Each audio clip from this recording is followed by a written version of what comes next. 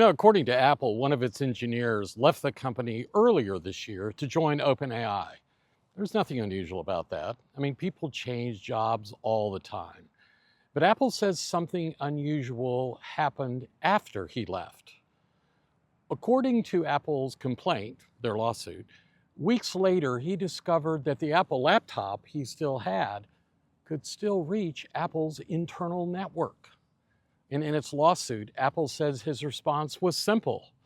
LOL, I got into the secure network. So funny. That single message may have become the thread that eventually unraveled one of the biggest technology lawsuits of the year. But here's the interesting part.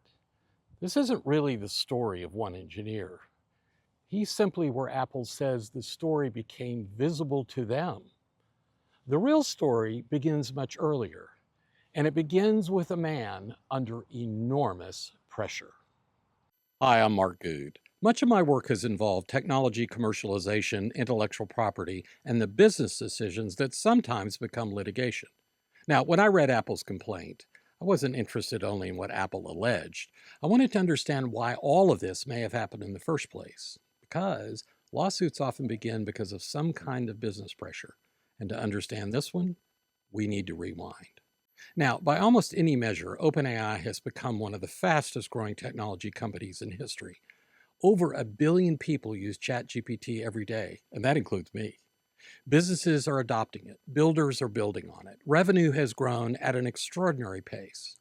But, as usual, there's another side to this story. According to published reports, OpenAI has also been consuming staggering amounts of cash.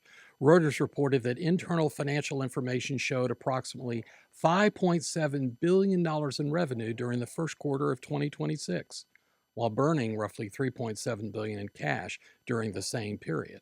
Now, whether those exact numbers ultimately prove accurate really isn't the point. The important point is this. Building frontier AI models is incredibly expensive. You've got to train the models. You've got to buy compute capacity. You have to build data centers. You've got to hire the world's best engineers. And all of that costs a ton of cash, an astounding amount of money. And eventually, every company faces the same question.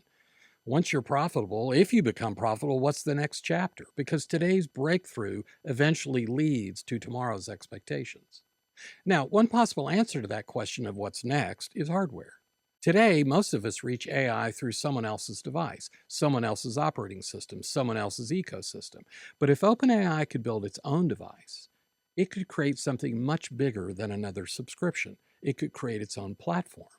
So Sam Altman made a bold move. He partnered with Jony Ive, the designer most closely associated with the iPhone, the iPad, and many of Apple's most iconic products. OpenAI then acquired Ive's hardware company, IO Products, in a deal reportedly valued at about $6.5 billion. Now, suddenly this wasn't speculation anymore. OpenAI wasn't just talking about hardware, they were actually building a hardware company. Then came another move. OpenAI hired another Apple employee, Tang Tan. For nearly a quarter century, Tang Tan helped build Apple's hardware organization.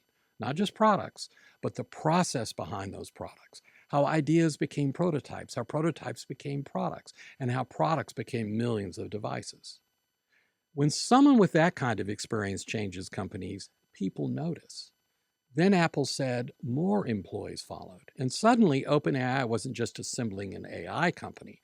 It appeared to be assembling one of the most experienced consumer hardware teams in the industry. And that's when Apple started asking a very different question. So let's go back to the laptop. Because now you understand what OpenAI was trying to build, you can understand why Apple viewed this whole situation very differently. According to Apple's complaint, one of the employees that followed Tang Tan when he left Apple for OpenAI was a gentleman by the name of Chang Liu. Now, Chang Liu wasn't just another engineer leaving for another company. Apple says Liu had spent nearly 8 years working on some of the most sensitive hardware development programs at Apple.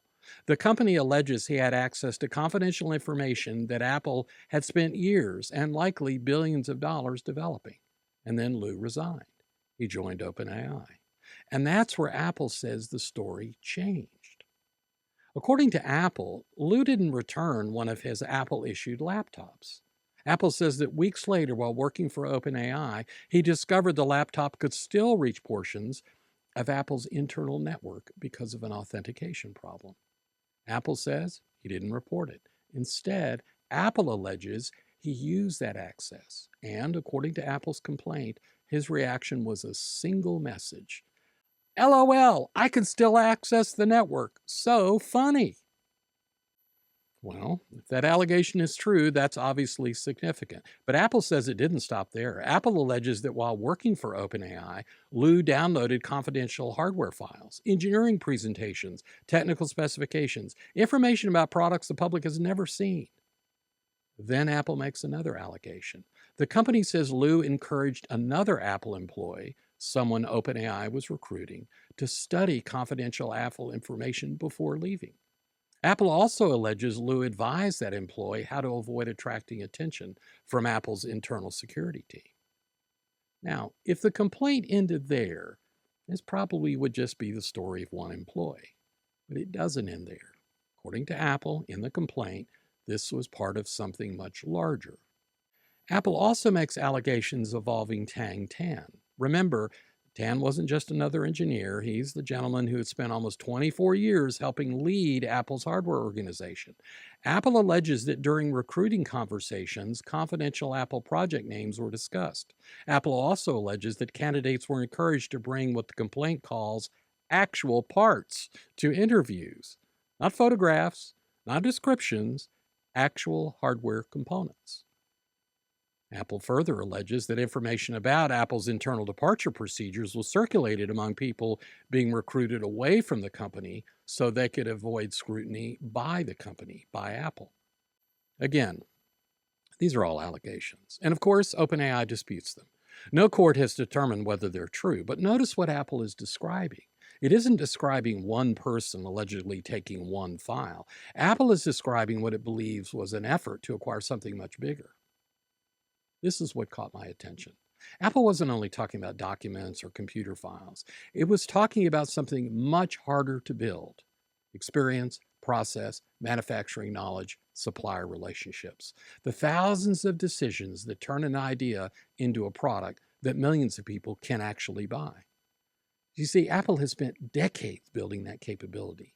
And that's why this case is so interesting. Because eventually every fast-growing technology company faces the same temptation. Buying talent is fast, but building capability takes years. Apple says OpenAI crossed that line. Of course, OpenAI says, no, we didn't. And that's where this story becomes much more interesting than the headlines. Now, when I read a complaint like this, I try to ignore the headlines. I mean, there's so much clickbait out there, it's unreal. And of course, all of that is designed to get our attention. I'm interested in something else. One question: could any of this actually help OpenAI build hardware faster? Because that's what this case really is about. Not simply whether talented people left Apple. They absolutely can. People can change companies. They can take their education, their judgment, their experience, their creativity. They can all take all of that with them. That's how innovation works. Companies don't own people. What they do own, if the law recognizes it and they've protected it appropriately, is confidential information that gives the company a competitive advantage. And that's the line this lawsuit is really asking the court to draw. Of course, OpenAI sees the case very differently. The company says Apple's complaint lacks merit. It says employees are free to change jobs, and that's absolutely true. Some of the most important innovations in Silicon Valley happen because talented people move from one company to another. I mean, if every engineer had to spend an entire career with one employer, trust me, innovation would slow to a crawl. But this case really isn't about whether people can leave a company. They can. The question is, what, if anything, did they take with them? Now, remember where we started. One laptop, one message. LOL, I can still access the network. So funny. Apple says that was the moment it discovered something much larger. Now, OpenAI says Apple has it wrong. And eventually, a court's going to sort through the evidence. They're going to look at emails, engineering records, documents, testimony, lots of it. That's what courts do. But from a business perspective, I think there's a broader lesson here. When companies are moving fast, especially when billions of dollars are at stake, speed becomes incredibly valuable. And that's exactly where discipline matters the most. If you're recruiting from a competitor, your managers need to make one thing absolutely clear. Bring your talent, absolutely. Bring your judgment.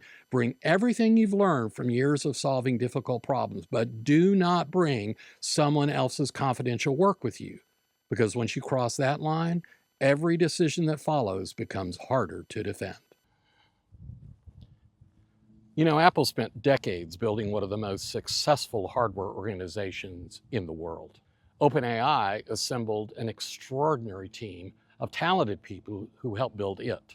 Now, there's nothing unlawful about hiring talented people. In fact, competition depends on it. But Apple says OpenAI acquired more than talented people. OpenAI says, no, we didn't.